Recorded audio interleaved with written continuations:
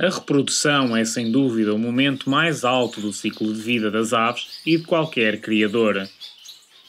É o momento em que pequenas aves dão vida ao aviário e formam o trabalho e conhecimentos acumulados. Mas antes, é preciso preparar aqueles que serão os nossos reprodutores. Muito bem, vamos agora falar um pouco sobre a preparação dos nossos exemplares para a reprodução. E quando se fala em preparação, temos de ter, por exemplo, se queremos ter 10 casais, é sempre conveniente preparar 14, 15 machos e ter sempre fêmeas também em abundância para poder fazer uma seleção. Ora bem, na primeira fase fazemos um tratamento às aves que demora cerca de um mês antes de as juntar, pelo menos é o meu sistema, o que eu utilizo. E dentro desse mês, o que é que nós fazemos? Vamos fazendo tratamentos diversos. Um deles para fazer uma limpeza aos vermes internos, qualquer marca serve. O outro deles será para as coccidioses, tricomonas, salmonelas e as coisas mais comuns, antes de iniciar a criação. E no meio desses passos, vamos dando vitaminas, as quais serão graduais, ou seja, fazemos um tratamento, por exemplo, de 4 ou 5 dias para umas salmonelas ou qualquer coisa do género, não tem importância. A primeira coisa que eu começo sempre a fazer é para os vermes internos. Depois, normalmente, faço os coccidiostáticos e depois, mais para o fim, as salmonelas. Porquê os coccidiostáticos primeiro? Porque, normalmente, alguns são mais agressivos e os pássaros não fertilizam logo, só passado um mês e tal, é que se tornam, podem começar a fertilizar as fêmeas. No meio desses intervalos entre os tratamentos, dou vitaminas sempre, mas sempre progressivas. Comece mais ligeiro, ou seja, se a vitamina será, por exemplo, 2 ml por litro, dou 1. Numa primeira fase e 5 dias, depois faço outro tratamento e depois dou 10 dias de vitaminas e aumentar a percentagem das vitaminas na água, que é uma, digamos assim, é uma indução para as aves criarem, que estamos a estimulá-las muito mais. Entretanto, quando tivermos os nossos pássaros todos tratados, fazemos uma seleção dentro daquilo que queremos criar e dentro dos melhores aves que nós achamos. Por isso é que eu digo ter sempre em excesso. E não é só por aí. Essas aves, mesmo que não estejam criadas, já estão preparadas para um macho que não fertilize, uma fêmea que não ponha, temos logo um substituto à altura e rapidamente podemos fazer essa troca. A nível depois na reprodução ao longo do ano, temos uma papa que vamos selecionar antes de começar as criações e vamos introduzindo também nesse processo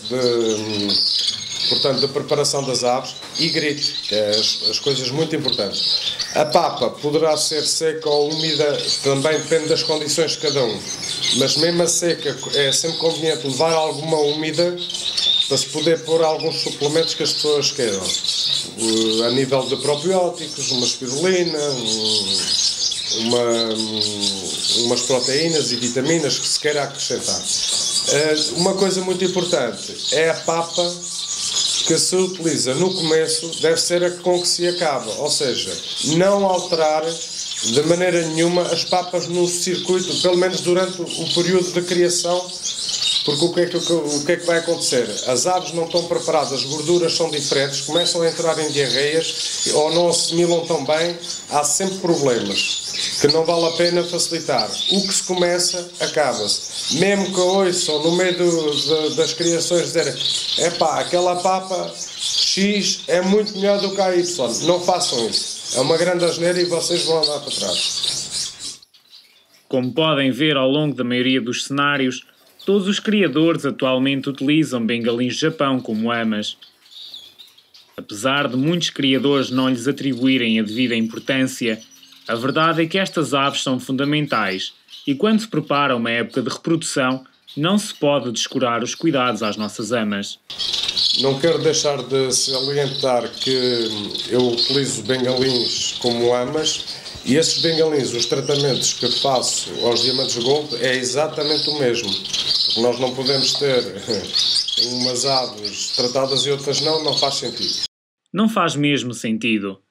Vítor Antunes já mencionou anteriormente que os bengalins do Japão podem portar micro-organismos nocivos aos quais os diamantes de Gold são mais sensíveis, podendo mesmo levar as jovens crias à morte. A microbiologia do espaço onde o criador tem as suas aves pode ser um fator importante e, assim, desequilibrar, por exemplo, a balança dos coccidiostáticos que existem dentro de qualquer ave. Existem micro-organismos maus e bons, se assim podemos chamar, e é nesses momentos de desequilíbrio que as aves apresentam sintomas de doença. Para além disso, muitos criadores optam por dar os restos de comida aos bengalins, e só este facto pode trazer muitas consequências no futuro. Existem alguns mitos na relação direta entre o tamanho dos bengalins do Japão e a sua capacidade de alimentar as crias, ou seja, pensa-se que quanto maiores os bengalins, melhores serão enquanto amas. Contudo, tratam-se apenas de mitos, uma vez que tanto bengalins do Japão comuns ou pequenos, e os maiores ou de seleção, alimentam bem as crias. As crias de diamante de Gold apresentam pequenas pérolas iridescentes azuis e amarelas que funcionam como verdadeiros faróis para o bengalim do Japão. Isto é o que os levam a alimentar freneticamente as crias. Existem outros critérios a ter em conta quando se utiliza amas, como por exemplo os números de casais a usar por cada casal diamantes de Gold. Quero voltar a salientar a importância dos bengalins na reprodução dos diamantes de Gold, para quem cria com amas como eu. Temos que ter, portanto, quando juntamos os diamantes de Gold, juntamos, por exemplo, 10 casais, temos que ter 10 casais logo no início da criação. Assim que se juntar os Gold, junta logo 10 casais de bengalim. Aliás, o rácio de bengalins para Gold, o ideal será 4 a 5 casais por cada casal de diamantes de Gold. Não quer dizer que com 3 também não se consiga, que há sempre um imprevisto, uma postura vazia, os ovos não aconteceu alguma coisa, portanto aí não tem problema. No entanto, não quero deixar de dizer que os bengalins são muito importantes e os tratamentos têm que ser feitos mesmo rigorosos, ou mais ainda. Aliás, eu costumo dizer, os golos têm que ser bem tratados e os bengalins ainda melhores, se possível. Depois, quando tivermos a nossa posturazinha, vamos tirar, que mais ou menos os bengalins vão arrancar ao mesmo tempo do que os diamantes de Gold, vamos tirar os ovos dos diamantes de Gold e vamos pôr nos bengalins. Ao fim de 4, 5 dias já dá para perceber se há embriões, se os ovos estão cheios ou não. Entretanto, uma coisa que eu faço para atrasar, como eu não tenho esse rácio de bengalins, eu ponho ovos de plástico nos diamantes de Gold que me estão a chocar.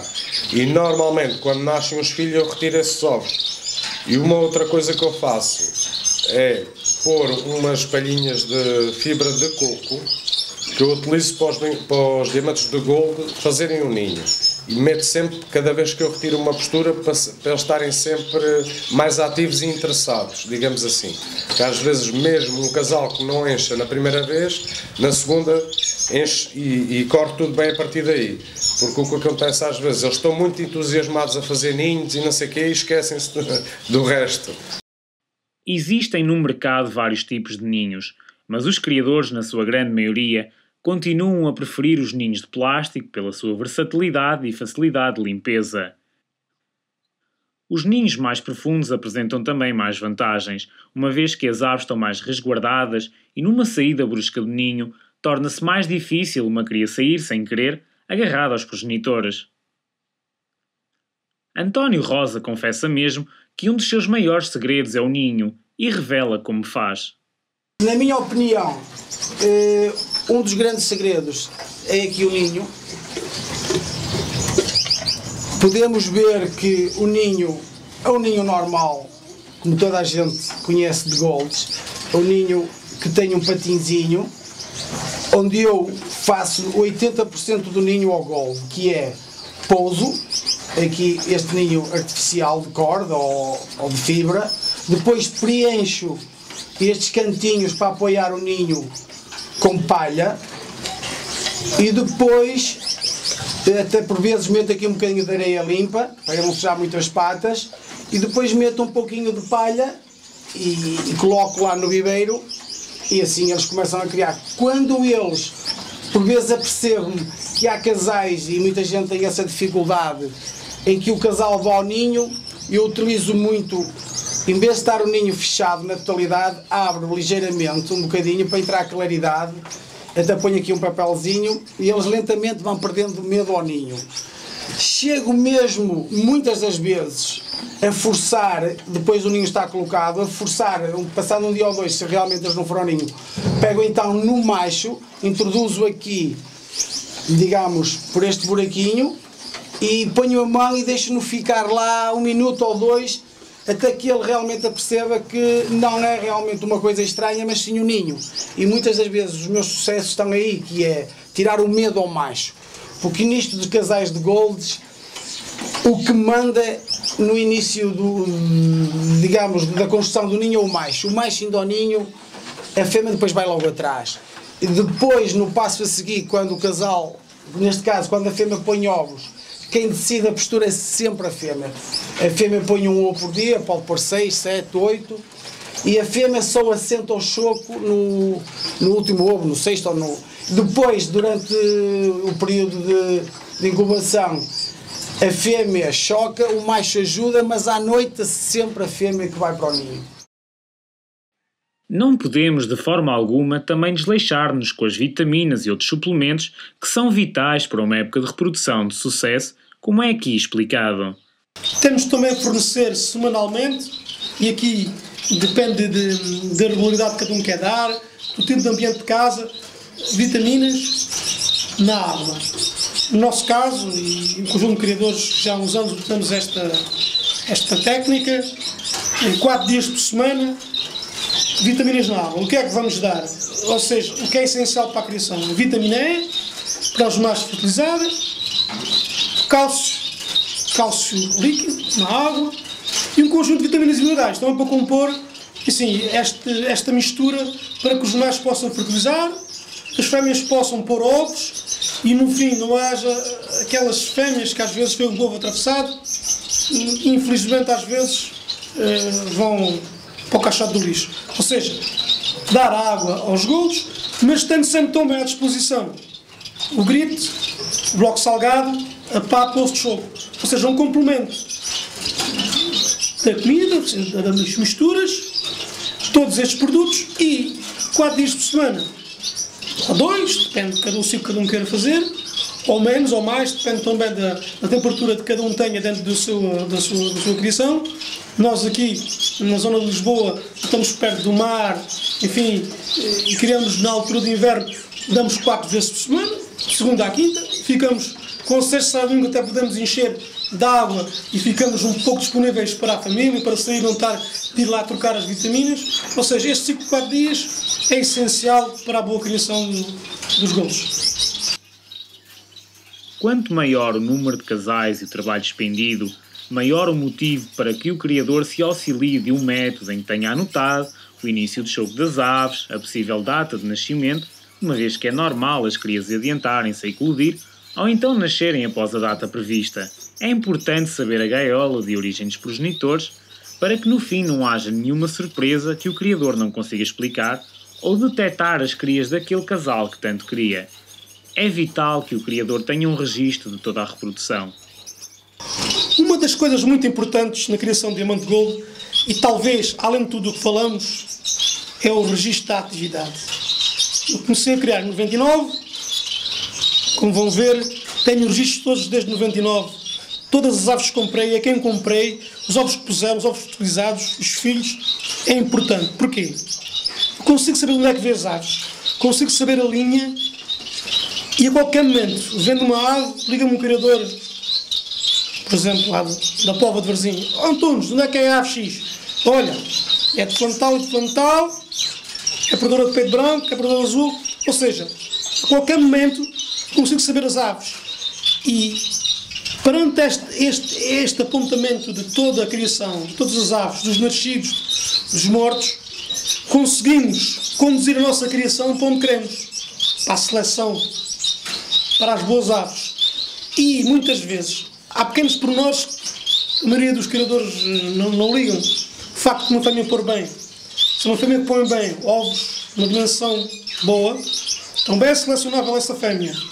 Se os filhos daquele casal são pássaros bons, mas não fertilizam, se calhar são boas aves para exposição. Se aquele macho fertiliza melhor e tem um bom standard, se calhar é um bom macho para não ir a exposição nenhuma e para ser o macho de cada casa para dar bons filhos. Ou seja, há uma série de fatores ligados a esta seleção, este criterioso de seleção, e ligados ao registro de tudo. A qualquer momento temos de saber as aves. Penso ser uma ferramenta importante em matéria de reflexão, quando saímos daqui à noite para as nossas casas, vamos folhear, olha, o casal tantos, tem tantos filhos, olha, saiu esta cor, saiu aquela. Fazemos um pouco a percentagem das aves que temos e chegar a conclusões. E pronto, as conclusões que temos, no ano seguinte melhorar, voltar a cruzar, melhorando constantemente o Diamante Gold. As crias são sem dúvida a razão de todo este documentário, e vamos nas imagens seguintes acompanhar o desenvolvimento das crias de Diamante Gold.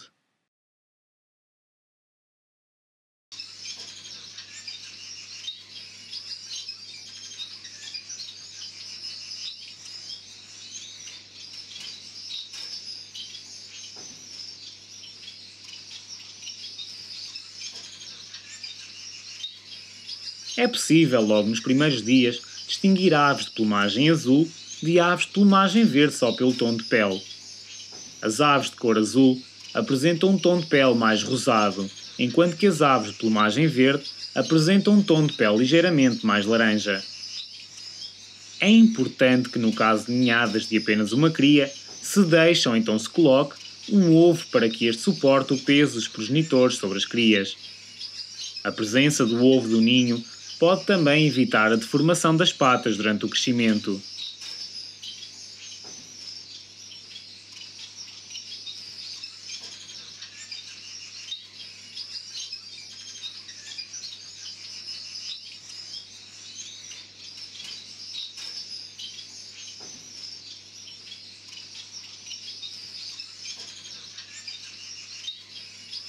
À medida que se vão desenvolvendo, vai-se tornando mais fácil identificar a mutação das jovens crias.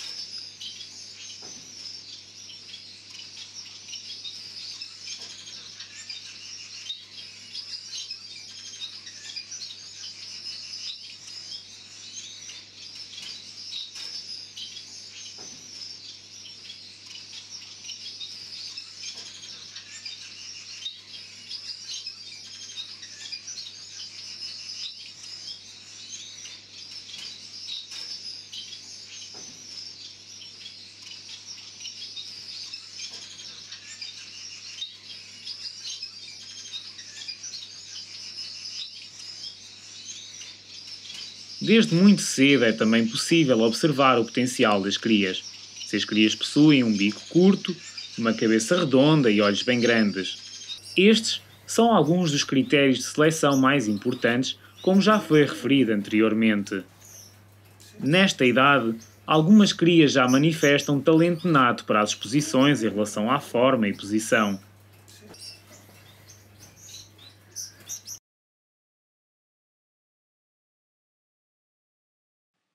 A cria direta e em colónia é muito aliciante, sobretudo pelos momentos e imagens que proporcionam ao criador. Aqui, sem dúvida que a natureza é a palavra de ordem.